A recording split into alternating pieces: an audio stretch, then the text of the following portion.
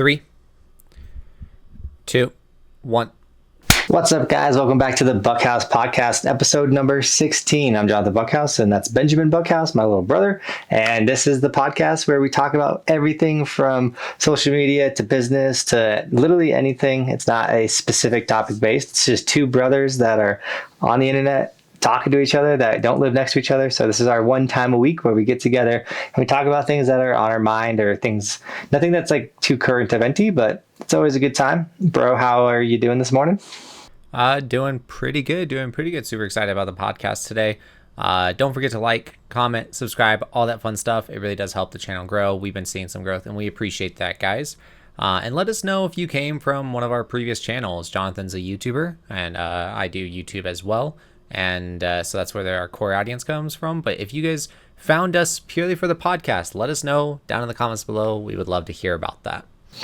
Yeah, I'm excited that, a lot of my core audience has come over and checked out the podcast, which is really awesome. And I hope that you guys that have come from our socials are enjoying it as well. But it would be really cool, or it's going to be really cool once the podcast starts finding its own audience itself. It's kind of one of those things where if you can get supplementary help from something else to boost your new thing, and then that new thing can become self-efficient, it's always really rad. Yeah, no, we're stoked. I'm putting a lot more effort into the short form content, and it's not that I wasn't wanting to or wasn't putting in the effort earlier. It's more so that's like I kind of dialed in like what I want the content to look like. So now I know what I want it to like. Now I know what to make, if that makes any sense. Like I know what to pair with what, because I know what I want the content to be. Does that make any sense? No, it totally makes sense once you have a vision, or like, I know for me personally, like with short form, I figured out this new way to make a short form style video, and I'm like, oh cool, like all of my old videos I can remake with this new style, and then it just gives you like a theme or like a vision or direction to go with, which is so nice to have vision and direction and like what you're doing. I know like with my vlogs, the moment I got like a system of like, oh, this is kind of how I want every video to look. Obviously there's going to be nuances and things that make every video different. Like here's my kind of structure that I'm trying to hit every day I go on the mountain. It makes making the content so much easier. That is awesome. No, just having a direction really in anything really does help out, as everyone should know. But yeah, that it was like I knew what kind of like a short should look like, or this or that. I know what a video should look like, but it's more so it's like, how do I incorporate our podcast into that? How do I incorporate it into like a little like entertaining short form video? And so figuring that out like after I did that was pretty easy, and it's not rocket science, but it's more so it's like you have to manipulate the story, and not the story, but just the way it's being told. I noticed that I ramble a lot, as I am doing right now. No, I'm joking, but I ramble a lot, so it's like I got to take out bits and pieces here and there. The uhs, the ums, the blah blah blah, whatever. So just incorporating that into like the video, or like condensing that into the video, and then having the pop-ups show up and everything, and we're good to go.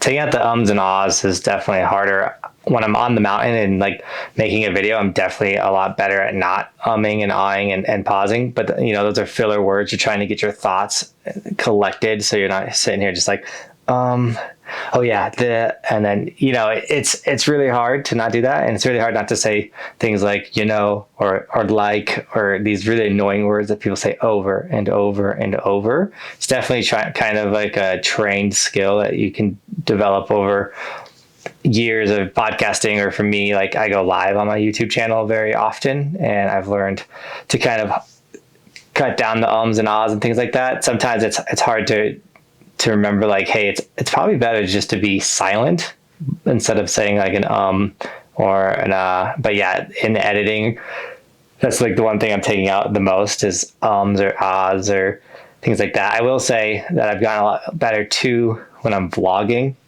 to like say a sentence, pause, say the rest of the sentence, and so then I'm cutting out these like empty dead spaces. But then when you cut those out, it's like the most fluid sentence, and it's, I don't know, it's a lot of it's crazy how smooth you'll get at stuff from just doing stuff like subconsciously. One takeaway I remember of like feedback I gave you that I think really helped us early on was when we first started the YouTube channel and we were doing the daily vlogs. You would say a sentence and you would mess it up. Like if you were trying to, you're vlogging and you would mess up, and as soon as you were messed up, you would just like and jump into the next. You'd be like blah blah blah blah blah blah, and I'm like bro, give it a second in between, like just for your editing sakes. That way you have like a buffer time to kind of like start the sentence and then end the sentence and so on and so forth. And I remember like giving you that advice, and I think it helped us early on. What do you think? Do you remember that? Yeah, I think everyone's bad at talking at the camera in the beginning, and you're gonna find your flow and your move. And there's two things that people do. One is they like might be too unemotional when they talk to a camera. Like everything is like toned down on camera. So in order for it to look normal on camera, you have to tone it up a little bit.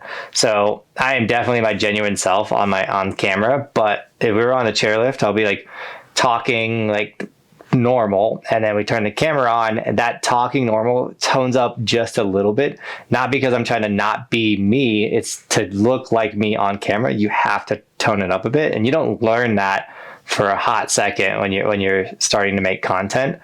And then another thing people tend to do is they get nervous or excited, so they talk really, really, really fast. And it's one of those things where on video, you want to talk slower and try to talk more clear, which is in general something bad for me. I guess I'm a really bad mumbler, according to my wife. So talking more clear, slower, but more energetic is like the recipe to having like good communication on video. Yeah, and not saying that you are using this strategy.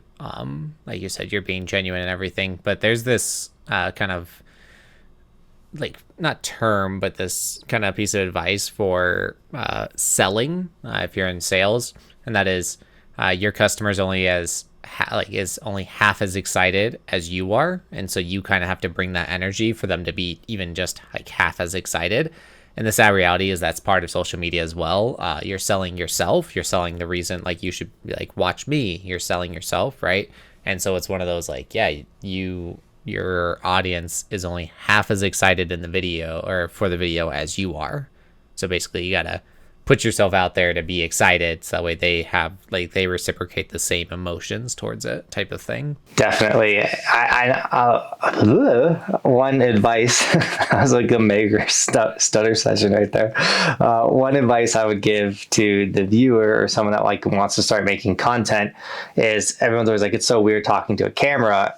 And I find that so funny in the world that we live in today, where I can literally FaceTime Ben and I would be talking to a phone, but Ben's on the other side of that phone, so it doesn't feel like I'm talking to a phone. Well, pretend that Ben is on the other side of that camera, not literally Ben, but someone that you love, like your mom, your significant other, whatever it is. Just talk to the camera like you're actually talking to somebody. And when you get an audience and you've met people in your audience, like I've met so many of my supporters, that when I talk to the camera, I literally like imagine that I'm talking to those people, and it makes talking to the camera so much more natural, because you really are talking to them. It's just delayed and then edited and a perfect message opposed to just an average conversation. But I mean, you're literally talking to those people. Yeah, I have never had an issue talking to the camera, so I can't really relate to that, to those people. So I'm sorry.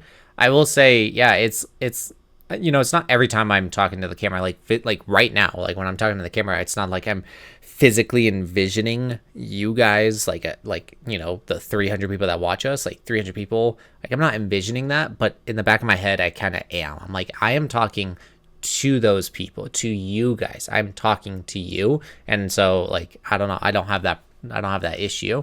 But I guess it's a trained kind of just skill, just having the ability to talk to the camera. Because I know that some people, like I work in social media, I work with colleagues that do want to be filmed and colleagues that don't want to be filmed. So I'm like constantly dealing with this.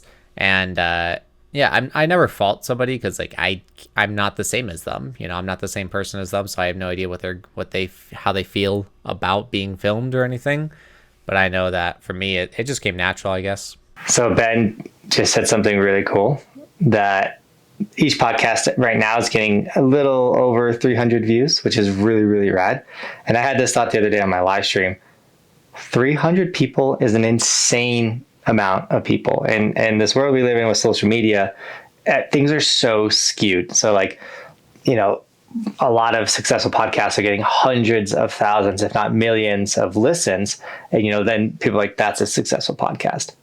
But I'm just a dude and my brother's just a dude. And we have over 300 people tuning into conversations that we're having. That isn't like an absurd thought to think that you guys are getting enjoyment, hopefully getting some education or little tips out of these conversations. But if we put 300 people in this room with me right now, it would be exploding. That's so many people. So it's a really cool thought. And for anyone out there that is creating content or wants to make content, and you only get like 10 views or 20, 30 views, like sit back for a second and realize like those are people. And that's absurd, and it's a ton of people. So don't get lost in the sauce of like, oh, I need hundreds of thousands of views to be successful. I need all of this. It's like, no, like if you have 300 people and it's 300 quality people listening to your podcast, that's incredible.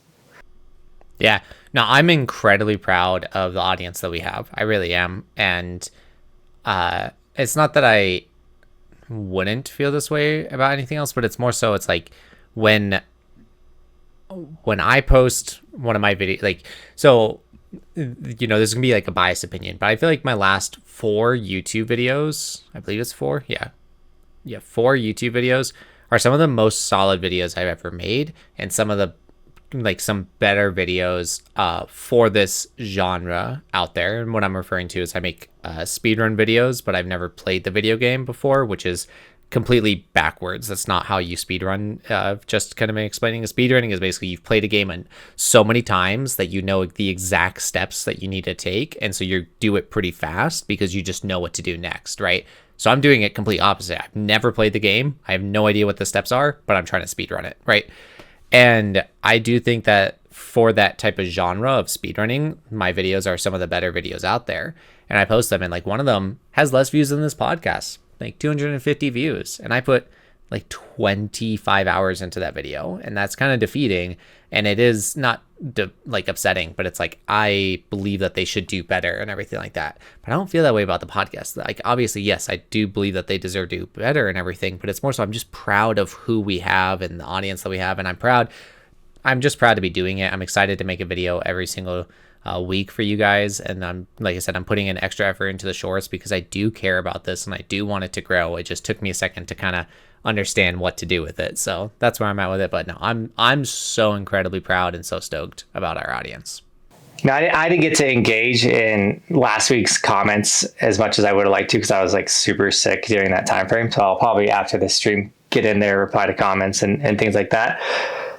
But the engagement on this podcast has been insane as well, and that is a bummer, bro, about the content. I know what it's like to make videos and put so much time and effort into it, and not get the views, the engagement, like what you want out of it. And then, but it is sick when you have like a thing like a podcast that's got this crazy community that's super engaging and stuff. So it's hard. Yeah, I know I stopped doing premieres. I think I mentioned this last live stream because people weren't showing up. You know, I have 220,000 subscribers on my YouTube channel, and I would premiere a YouTube video and one person would be in the chat. Now, is that my audience? Probably not. It's more probably YouTube not letting people know that a premiere is happening or something's going on.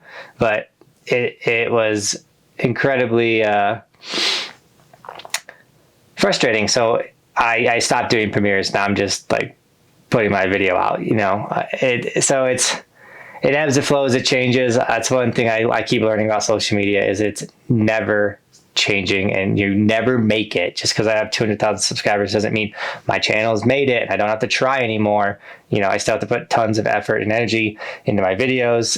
Everything in life is ups and downs. You know, I've had very high peaks on my YouTube channel. I've had very, very low lows. And I would say like my viewership and engagement right now is at an all-time low. I've talked about it on this channel, where I think a lot of that has to do with short form content changing how people consume content online, and so less people are spending time with specific channels and more just swiping like a ton of content creation. So you might still be known and get followers and things like that, but it's not as engaging or as real as it used to be when people would spend 15 to 20 minutes with your channel. Yeah, I'm I'm on the edge about short form content because I consume it and I do enjoy making it, but I just understand like kind of actually how bad it is, like how kind of unhealthy it is for your average human. So I I've talked about it before of like being addicted to especially like YouTube. But yeah, like I would say like I have had an addiction to like TikTok, and TikTok is something I delete all the time or like remove or blah blah this or that. And then I noticed that like my wife was watching more Instagram Reels because she felt the same about TikTok, so she deleted TikTok completely. But so she started watching Instagram Reels more. So then I started watching more Instagram Reels, and then I noticed I'm like, yeah, I'm just consuming all this stuff. And then because I'm on YouTube so much, like I do kind of watch YouTube Shorts every now and then, and I'm like, there's just short form content everywhere, and it just is such an addictive thing. But it's because that like instant gratification of like a new video every, you know, at any point that you want, any point you want, you just swipe at any point you want, and every 15 seconds you're watching a new video. And the videos are designed to be such eye candy. They're like the lottery, or not the lottery machine, but you know, like the slot machines at casinos, where it's just like bright colors and things popping up and everything like that. Like that's what shorts are nowadays. Like that's the best analogy I can give, is literally a casino slot machine. Because every time you pull, you know, that lever, every time you swipe, you got new stuff in front of you. And it's such an addictive thing, and it's so bad. And I think it is kind of ruining a lot of people subconsciously, and they have no idea. I like that analogy. Yeah. Let me finish this thought real fast. It's just, so like last week I talked about like getting out of routine. And I think part of that was I do have social media on my phone, especially because my job, I have to post there and I have to comment and all this stuff. So I have to have it on my phone. But I noticed that like I was using that as an excuse to spend more time on the apps. And I was like, this is terrible. So I added a time limit to all my apps again. And I'm like, I am not letting myself get consumed by this stuff. I've got too much stuff to work on, and that's where I'm at right now. So I really enjoy that analogy for two reasons. One, it's definitely like a slot machine. And then two, 90% of the shorts I consume are people gambling, playing like blackjack or Texas Hold'em, like winning big pots or losing hands. And like, it's crazy to watch someone be like, all right, $5,000 hand of blackjack. And I'm like, I would never gamble that much money. It's insane. And then they lose, and I'm like, yeah, that's why I would never gamble that much. Like if I do go gambling, my brain goes by units. So whether it's $1 unit, $10 or $100 unit, it's like a stack of chips. So like I get the same rush or excitement from betting $5 to $10 as I would if it was $500. And so I don't know. I mean, I'll never be that dude that's like betting thousands of dollars on hands. Like I just don't understand the logic behind that. Which is funny because whenever we're at like a $10 blackjack table, and me and my friends like we're always like cheering or like super stoked, and the dealers are like, "Oh, $10 blackjack," and it's like, dude, I'm not here for like the actual dollar amount. I'm here for the game and the excitement of the game, which is it's like sports betting. Like I know if I am betting on football games, it's like $5 or $1 on a game, and I'm so excited. I'm like, I won my buck. Like it's funny, but yeah, especially the last 2 days at the current event of the president being shot, like it's very hard not to get sucked into short form and like what's going on, like and then just like swiping and getting more information, being on X and seeing information. Like it is definitely destroyed my productivity. And like something I've been playing around with the idea is I need to put TikTok on my computer and get it off my phone, because I need it to post. But a lot of the stuff I post on TikTok is long form. I've been like uploading my whole YouTube videos onto TikTok. And so if I could just do that off my computer, one, I would get my phone back, because it takes like an hour to upload an 8-minute video onto TikTok. So like if I could do it on the computer, not only would it just be nicer that my computer's doing all that work and I get my phone back, but I could like not be on TikTok. And I hate when you upload on TikTok, it makes you be in the app. Like you can't like tell it to upload and like close the app and it's still uploading. Like you have to leave it open and it has to be playing videos and stuff. It's super frustrating. So, you can actually just go to TikTok.com, bro, and upload your videos that way on your computer. And I've done that before in the past. Now, I did stop doing that for some of my videos, particularly my just like regular short form content videos.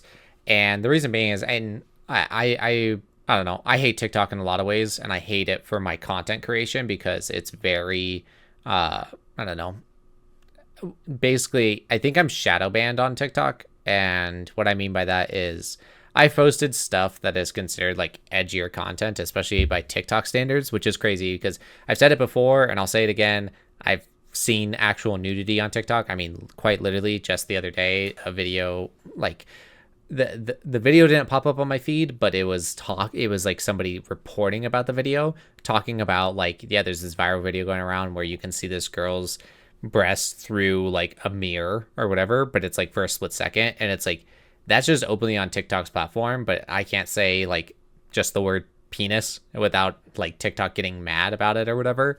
And so I would post a video on the website, like through the website to TikTok, and it would get like 10 views. And I was like, what the hell? So then I started posting them through my phone, and that's when they started getting like more regular views of like a couple thousand or whatever. And I'm like, TikTok just, I don't know what it is. I don't know if they're like, they don't want you on the website, they want you on your phone, so they want you to post it on your phone so that way you get promoted more, this, that. Like, I don't know.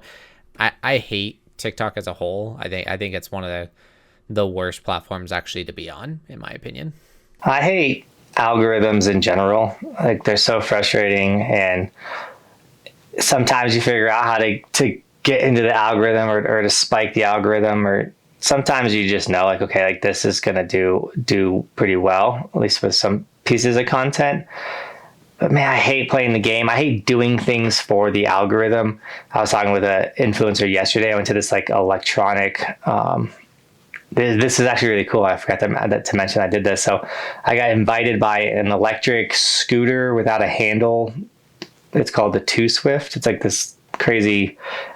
It's not a electric skateboard because it's only two. It's literally a scooter without a handle, but it's electric and it rides just like a snowboard. It's the craziest feeling thing. Anyways, they're like, hey, we're going to be in Denver at this convention, this electronic convention, you want to come? So I went, and there was like electric vehicles everywhere. You could test drive them, get in them. I got to get in a Cybertruck, like all really cool stuff, and like electric bikes everywhere. And there was not a lot of electric skateboards. Actually, there was none of them except for Two Swift, which is more of a scooter.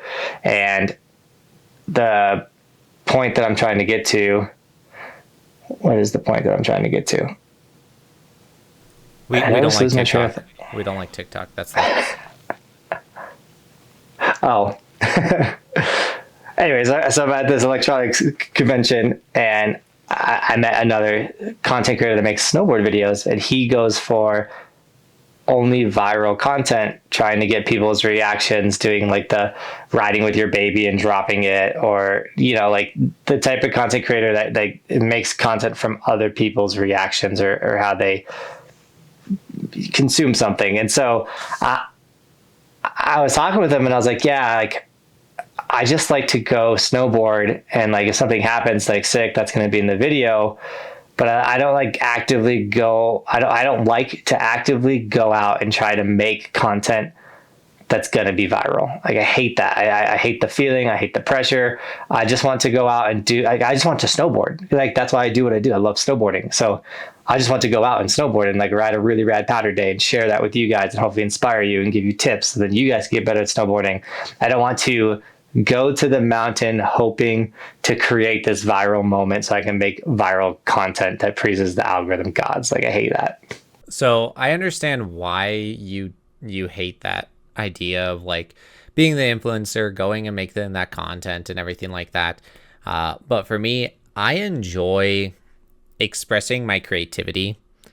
Like I really do. And I really enjoy making people laugh. Like I've always enjoyed being a humorous person. And so in my opinion, I don't I really don't mind. I actually really enjoy trying to do like virality content, if that makes any like, yeah, I enjoy that. It's just not stuff that like I necessarily do. Like I post kind of like trendy stuff every now and then and stuff, but it's like I don't go like hunting for reactions and stuff. That's not the type of person I am. I don't know. I like for it to be real and then like funny and creative. So it's like if I can find a real way to incorporate my creativity to make people laugh, I enjoy that. And whether that goes viral or not, that's fine. It's not necessarily that it like I think we've talked about it, but it like I think there's a guy that goes to like Vegas and he like pretends to fart like going up and down the escalator or whatever, and like it is funny to watch, and like seeing these people's reactions and stuff is hilarious, but that's content that I would never make and I would not ever enjoy making, or like dropping a baby while snowboarding. Like I get it, like I get why it's funny, but that's not content that I would make personally. Yeah, relying on other people's reactions for your content, I find cringy and like awkward. Man, I really would. I don't like being in awkward situations, so I definitely try to stay away from that content. But sometimes my content does involve an interaction or something that's happened with somebody else, and I think that's when it's natural. It doesn't, I think when you're active going out, like you said, searching for it, it's like, meh, it's kind of cringy. But I do love the fact that it's like, hey, like I'm out here with my boys, or I'm out here riding, and like this is the experience. And if you enjoy me and my crew, like come hang out with us for 10-15 minutes as we go explore this new mountain or ride this powder day. And we're going to try and give you as many funny moments and good times and education as possible in this time frame. Like that's my favorite type of content. No, like the vibey content is always good. I wonder if it's gonna get played out. What do you mean? Like content in general. Like, are we ever going to stop consuming social content? I know for me personally, like I get old of content types, if that makes sense. And I know, so like a good example is like the vlog. Like vlogging has gone to like very, very popular to like not popular at all. It's kind of come back a little bit. But like I don't really watch vlogs like we did back when Casey Neistat was creating the genre essentially, as well as I don't know, you'll see like a certain type of meme style content on Instagram, and like everyone's doing it, and then it like plays out and dies out. So like, but in general, you said no, content will never like vanish.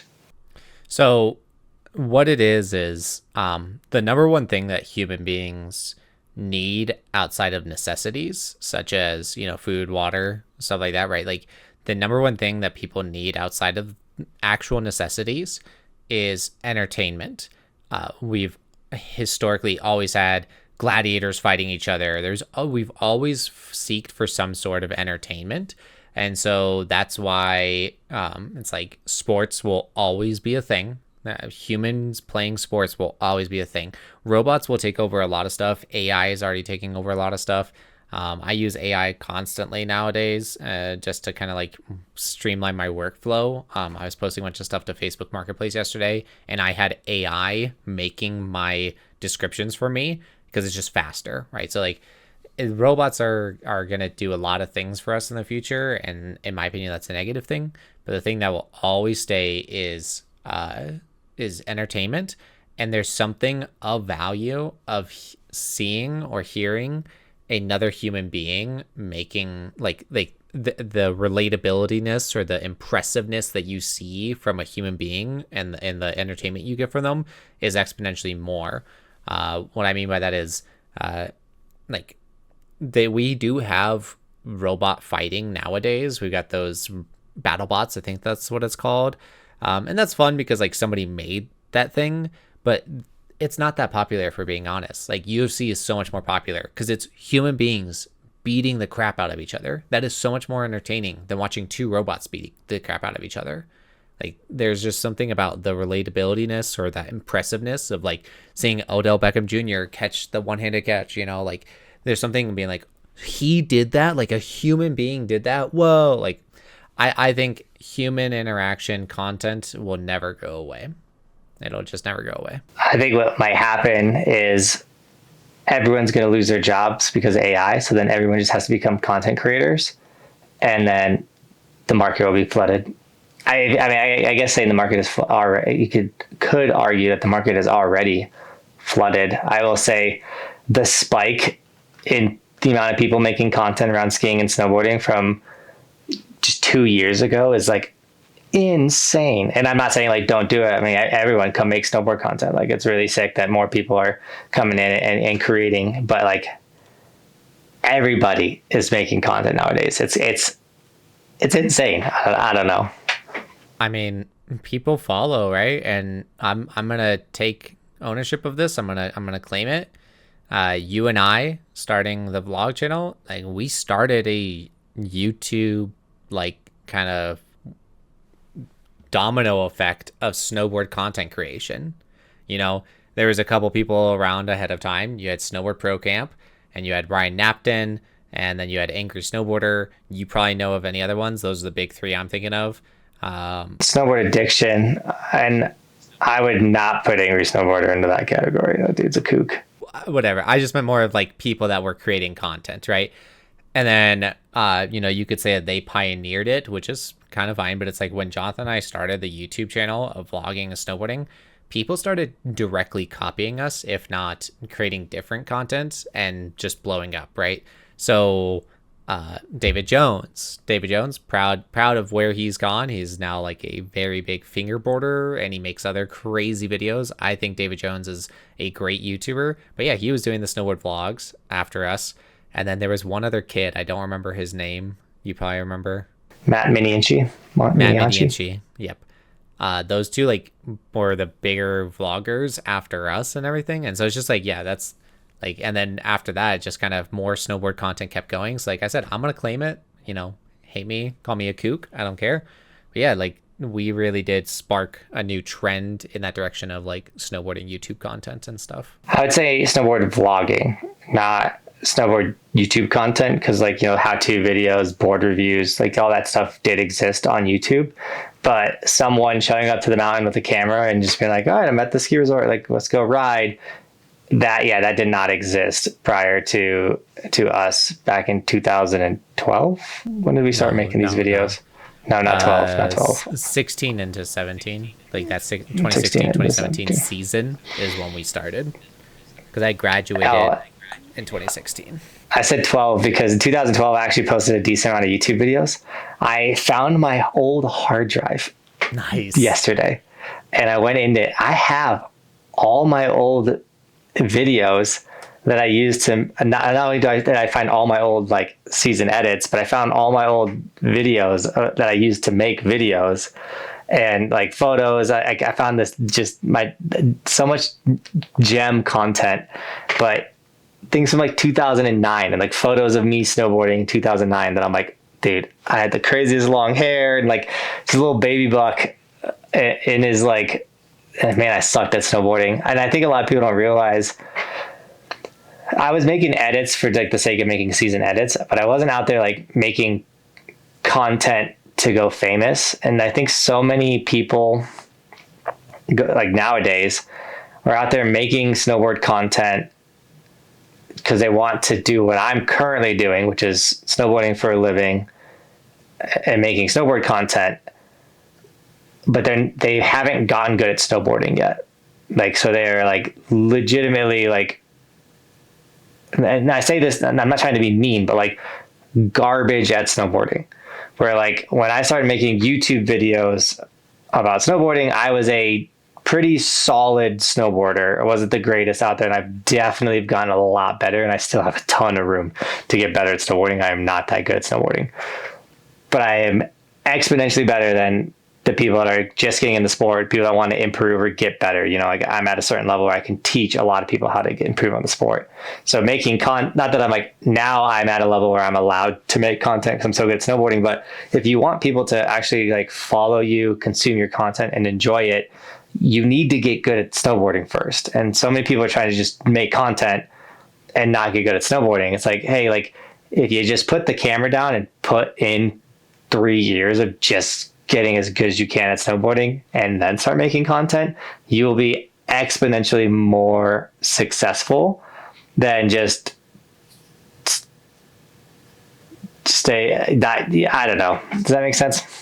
I see where you're coming from. I do feel like it's kind of like a gatekeeper mentality, to tell you the truth, as in I don't see anything wrong with somebody that wants to create content just to create content. It's something that I actually encourage all the time when people are like, I don't know when to start a YouTube channel, or like, I want to start a YouTube channel, but I don't have a camera, or I don't have a GoPro, blah, blah, blah. It's like, you got a smartphone that has an incredible camera on it. Like, just start it. Like, I push, like, if you want something, go and get it. And I know what you're saying of like, get good at snowboarding. And I don't know who you're talking about, so I don't know what skill level they're at. If they're like literally they got a snowboard 3 days ago, then yeah, you probably shouldn't be making YouTube content. You should probably try to figure out how to at least go down the mountain at an effective rate before making YouTube content. But let's say, like for me, bro, when I moved up to the mountains, I was like, I want to vlog, and I was like, I'm gonna skateboard and vlog that. I didn't know how to skate at all. I was learning how to drop in, but I was still making the content. And was it good content? No. Did I have a big following? No, but I enjoyed it. And so I'm thankful for that. But also, it's like, let's say I did go super hard into that and like just really start skateboarding and really like vlog and do that thing. Now it's showing my journey of like trash skateboarder to like good skateboarder. And so I don't think there's any shame in somebody making content for that. I think more of where I'm coming from is I see people hurting their progression because they're trying to make content, where it's like, maybe it comes from because like, I just love snowboarding and I want everyone to get better and have fun snowboarding. And it's like, when you're holding a dang selfie stick trying to ride park, it's like, no, like, put it down, go learn how to board slide. Just go learn how to board slide and have fun. I don't know. So I see where you're coming from of like the progression standpoint. I do. And like, no offense to the viewers or anything, but it's like, yeah, for you guys, if you're, a lot of people get like GoPros and stuff because they want to film themselves, just to film themselves, just to have that content. And like, the truth be told is you're never going to do anything with that content unless you're filming to make a YouTube video. Like that content's just going to sit on your computer forever. And for some people, that's perfectly fine with them. So keep doing it. But in that case, 100%, I believe in what you're saying, bro, is like, if you're trying to get good at snowboarding, but you're also just filming yourself just to film that's the only reason, is just to film yourself and be like, oh, look, I did this thing, like show your friend of a friend that one time at a party that you did something on a snowboard. Like, sure, if you're just filming for that, no, you should stop and just focus on the riding. I do agree in that sense. But once again, it's like you said that you want people to get good at snowboarding and just have fun while snowboarding. And if getting fun or having fun while snowboarding is just making content, like, go for it. Like, if that's how they have fun, go for it. Who are we to stop them, type of thing? No, totally. And I'm not trying to stop anyone from making content. I guess it's more, I don't know, because I definitely got better at snowboarding while making content. And I did not know what I was talking about when I first started making YouTube videos. But also, I don't know, when I think about back to our journey and like starting the videos, it wasn't about like being famous on the internet or like giving people advice. It was just like, I guess we're going to make videos together, bro. Let's just try and hit 130 days snowboarding, and we'll just show people, or we'll just we just did it to do it. And then it got successful. And then, I don't know, definitely like my thought of like creating content, like I still make vlogs, but the thought process behind my content is, oh, a lot about this industry, inform people the shortcuts, the tips, the things that they need to know now, is kind of my thought process when I create content, opposed to like literally like for the first 5 years, it was like, go snowboard, just go snowboard. I love snowboarding. I'm going snowboarding. Like, no thought behind a video, no thought behind a thumbnail, no thought behind a title. Like, it was just like, I'm on the mountain today. Doo-doo-doo. And that worked for a while. It doesn't work anymore. If you're just like snowboarding at Keystone, like, that would get views back in the day. If you type snowboarding at Keystone now, like, that doesn't do anything. No, I see that a lot with like when I was competing in Halo, of like, I would compete in Halo, but I would also want to stream. And then I was also making, and they were actually getting good views, but I was making call out videos. One of the smartest things I did when I started, when Halo came out, was I would, people were like kind of getting call outs out. And for those that don't know, so in the video game Halo, you spawn in an arena and there's multiple different arenas. And what the arena is it's just the area in which you're playing. So if one of them, the map's called Streets, and it takes place in this like kind of downtown city, like kind of just like couple block section where there's like a train station at the bottom. There's a couple buildings in the middle, like shops that you can walk through. There's like a marketplace and a cafeteria and all this stuff. And there's like a police department. Well, I'm naming all this stuff because those are like legitimate call outs in the area, right? So it's like if somebody's in the police department area, we call that PD for police department, right? If somebody's in cafe, they're by cafe, or if they're, in the middle of the map, they're bottom mid. So like there's different names for different areas, and that's a side of competing in video games that a lot of people don't really hear as often. And it's, just like where people are at. They're called call outs. So I made videos about the call outs on the map, and because the game was new, people were searching it because they're like, what's the call outs? Like, I need to know what they are. So they search up my videos, and I was getting a lot of good views from that. So that's the mentality I had when I was like competing and doing stuff, is like, how can I make content? How can I make content? And I was posting like videos of me beating pros and stuff like that, like, right, posting content. Then there's other people that are really good at the game, like some of my teammates, like Chris and Frostbite and Tylerski and Gunbot. Those were my last teammates, and they had no desire to make content, which is fine. But it's like, for them, they showed up and competed and left. That's what they did. Like, that was their thing. And for Johnathan back in the day, it was like, he showed up to the mountain, he snowboarded, he left. That was his thing. But now it's like you have this different approach where it's like, I have to make something out of this. I can't just do it. Like, I have to be productive at the same time. And it's just like a different mindset that people have. So I know what you mean, bro. It's funny because I love snowboarding, but to me, capturing the snowboarding is so much a part of the love of snowboarding. Like this last year, and in general with my content creation, I've gotten really good at where I can make multiple videos in a day. I can get days off, things like that. So like my older brother came up snowboarding with me a couple times this year, and I would go out with him and I would not make a video. Where years in the past, my siblings would come up to the mountains and I'd be like, hey guys, I could snowboard. And I still had to make a video, or I would still make a video. But this year I didn't have to do that. I would take my nieces and nephews snowboarding. Like I would go out with my high school friends that used to snowboard, and I just wouldn't bring a kid. I would just be snowboarding with me. And I enjoyed being with those people, but I did not enjoy the snowboarding, because I truly enjoy capturing the snowboarding just as much as I enjoy doing the snowboarding, if that makes sense. Yeah, I'm sure that there's also part of it of like you felt out of your element by not filming, as like in where you feel the most comfortable on the mountain on a snowboard. You were actually very uncomfortable because you weren't filming and making like there was something in the back of your head where you're like, why aren't you filming? Like, what are you doing right now? Like, you're not doing what you're supposed to be doing. It's that, and then it's like, okay, like here's a side hit. I'm just gonna like straight air it. Like, why throw a 360 or 540 when, like, why take that risk if it's not going to be captured? Does that it's make not being sense? Filmed. I'm not going to do it. So I know what you mean. I know what you mean. I've always been that way. Like if I'm in the terrain park and I'm riding with people, and it's like, if I'm not getting the clip, let's say like I went out with somebody else and it's like, okay, he's going to hit this feature. And we're going to film him hit this feature. When I hit the feature, I'm going to take it mellow. Like, why would I go throw my hardest trick if it's not being filmed? Like, it's just, I don't know. I've always had that mentality. I know. I see what you're saying. Because who wants to be like, oh yeah, dude, I got broke off and no one saw it because you were filming Ben over there, and I decided that this was my moment for the double backflip. Like, it doesn't make any sense. Yeah, it does. I see what you're saying in that aspect, because especially for something like action sports, it's like, why huck this super dangerous move if you're not gonna like have the footage? Sorry, Bjork.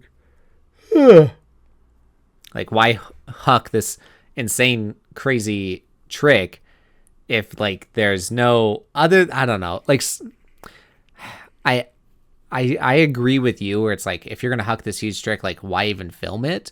But I also am like,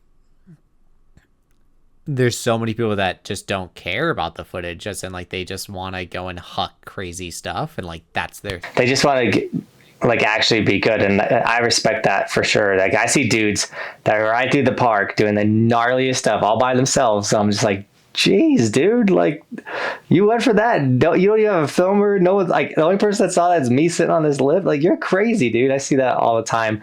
I will say too, though, like when I'm doing so we'll go like backcountry or we'll go do something, and we like hike, or we get to this point where like we're gonna do this powder line, and it's all untouched in front. And I pull out the camera and I'm doing the run, and I know I'm getting like the raddest shot, and that feeling of like some people call it clip high,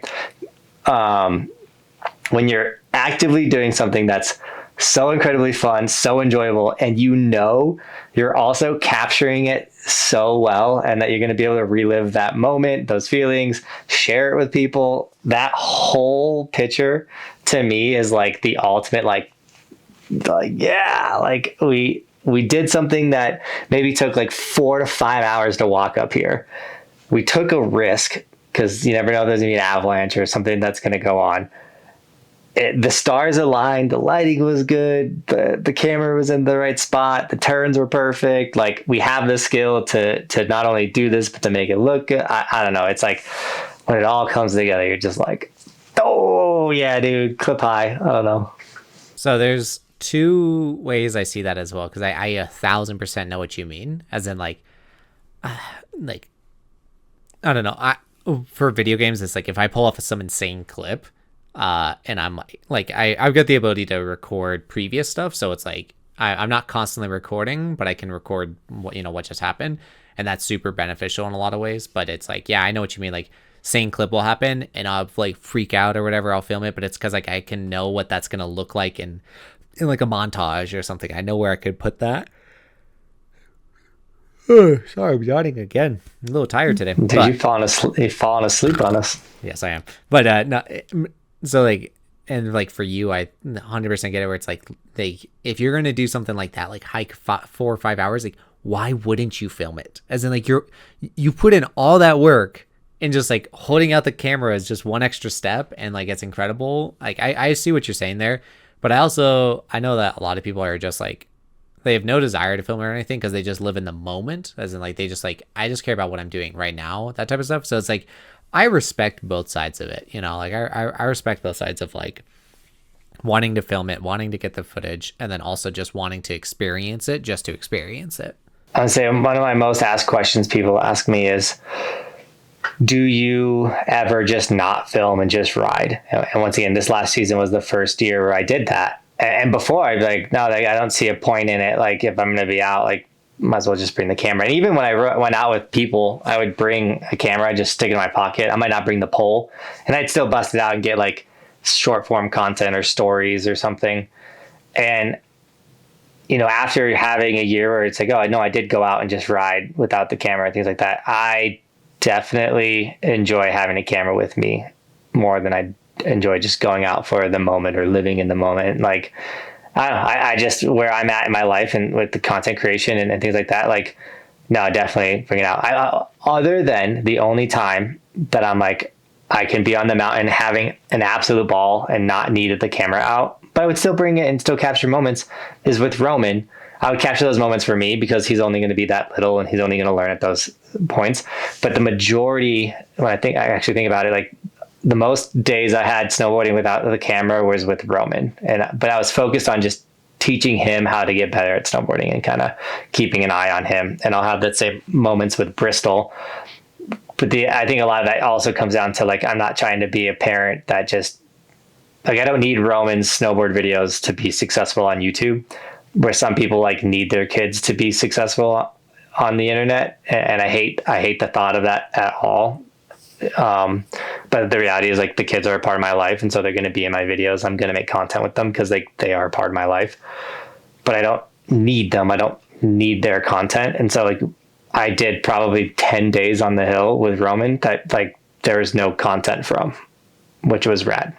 Yeah, I know that a lot of people feel this way, and I know that I feel this way, especially with our first season of like we have video documentation of like that entire year that we spent together, and like that is so cool to have. And a lot of people see that when they are making content that doesn't necessarily involve their kids, but like their kids are around their content or in their content. It is like really cool to have that kind of that video style like documentation, or just like that video footage of like you and that person. And it means a lot. It's more than just a photo type of thing. And yeah, love it. Dude, watching old clips of Roman, like 2-year-old Roman, I don't want to say it's my favorite Roman because that sounds horrible, but dude, little 2-year-old Roman, he was like extra chunky because he's little, and he's a jokester, and you could even like when he was 2, you could even see it. Like, he's got this look in his eye, like I'm about to crack a joke, I'm about to do this thing, and it kills me. He's so cute. Right now he's 6, so he's kind of in the, I don't want to say he's annoying, but his jokes more include skibbity toilet and things like that right now, and it's like, get away from me, man. Dude, if you don't know about skibbity toilet, you don't have a 6-year-old. It's dude, this next generation, bro. It's brutal. I'm getting old. YouTube, I'm good. Yeah, you're good. No, you are. Good. You are getting old. So I'm getting old because I'm starting to know stuff where it's like, with all the controversial stuff going around of like DrDisrespect and everything, somebody brought up, I don't even remember the name, but it was like a child, it was a like the main character of a child show, but he had like some controversial stuff like years prior that came out or whatever. And I was like, what are you talking about? He's like, you don't know about this guy? And I was like, no. He's like, I thought you have like nieces and nephews, and like you don't know about this. And I'm like, am I like getting that old where it's like my nieces and nephews are even not watching like those kiddie shows and stuff? Like, oh my goodness, like I don't know, I'm getting old. I don't know most kids shows nowadays. I'm out of the loop. Our little sisters were teaching me about like modern day slang, like Riz and stuff like that. Like I don't know, dude. It's all over the place. I'm old. You're old now. Talk about ruining a career, by the way. The DrDisrespect situation. I obviously what he did was absolutely horrible. I'm gonna say a bold statement. You say your statement. What do you got? I'm just gonna say a bold statement, and it's just because I feel very passionate about this stuff. But he can just go to hell. Like that's just I struggle with, and like I say this, but it's like everyone should. But it's like I really struggle, and I really hate the like child molestation or just any type of sexual abuse or any of that, especially towards children. It bothers me to a max. And in his statement, he claimed, he's like, I hate that stuff. Like I would never, like I'm never want to be involved in that stuff. You like, he was talking about like his audience. He's like, you guys should know that about me. Like I hate that stuff. And it's like, I hate it too, but I hate it so much that I would never, ever, ever talk to a minor. And the fact that he did it, like, it's just like, no, dude, you're just BSing and you're just fake. I'm sorry, I'm getting passionate about this, but it's like, it really does bother me. And like, I don't know. I never supported that guy, as in like, I never disliked him necessarily. It's like I never watched him or anything, but the fact that happened, like, now he can go to hell. He's a terrible person.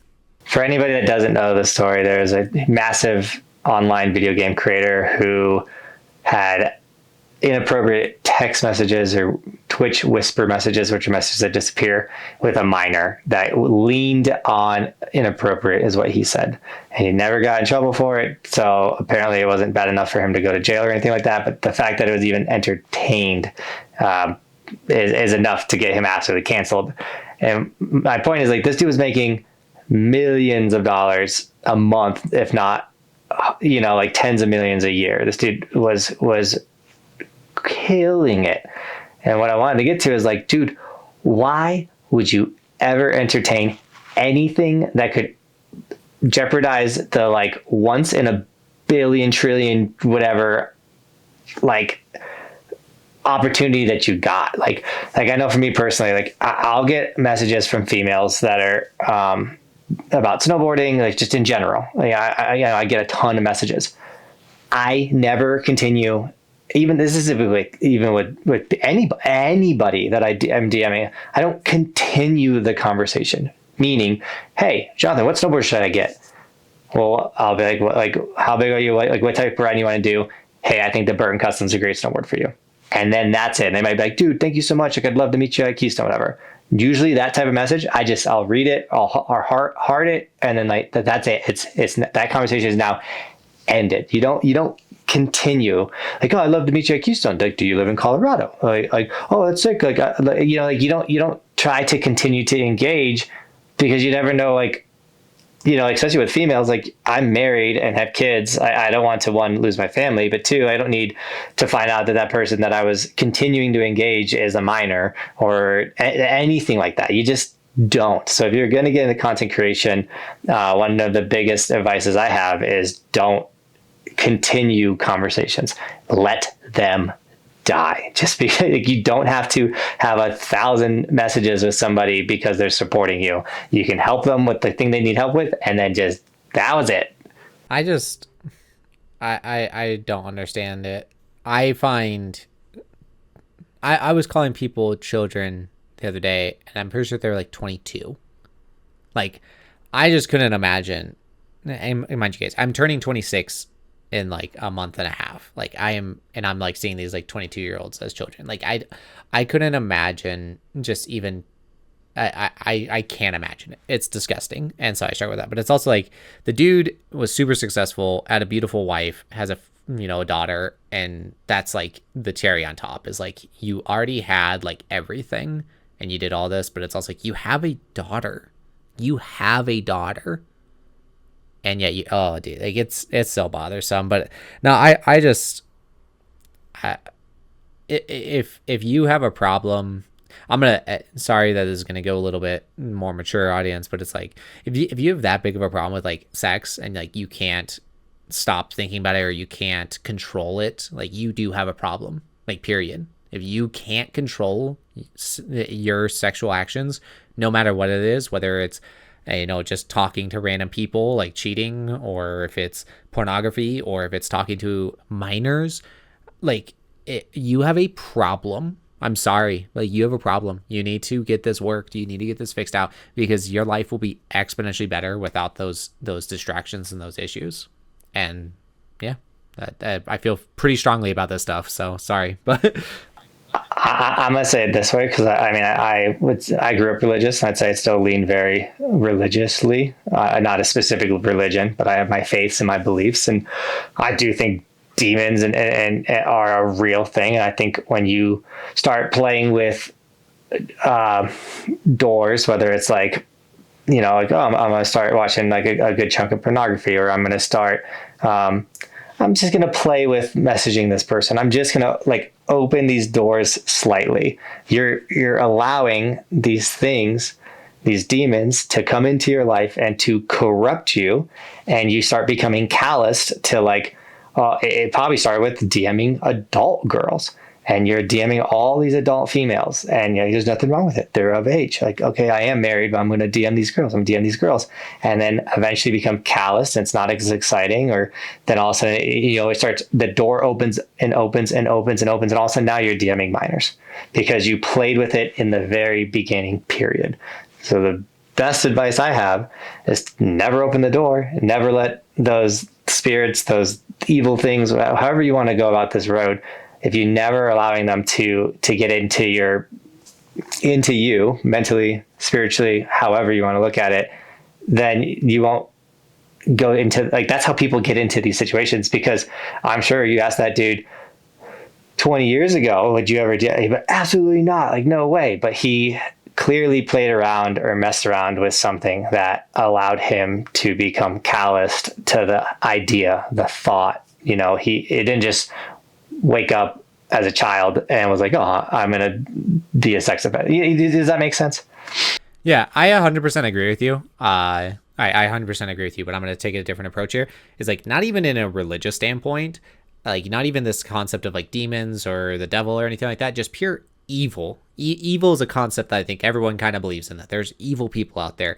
And the reason why they're evil is because they let evil into their life. And like that's kind of like what you're saying is like, if you're just letting in this just kind of the potential for evil to overcome you, it'll destroy your life. And it's, yeah, just don't let evil things happen to you. Well, I was gonna say, then that's not even comes to like just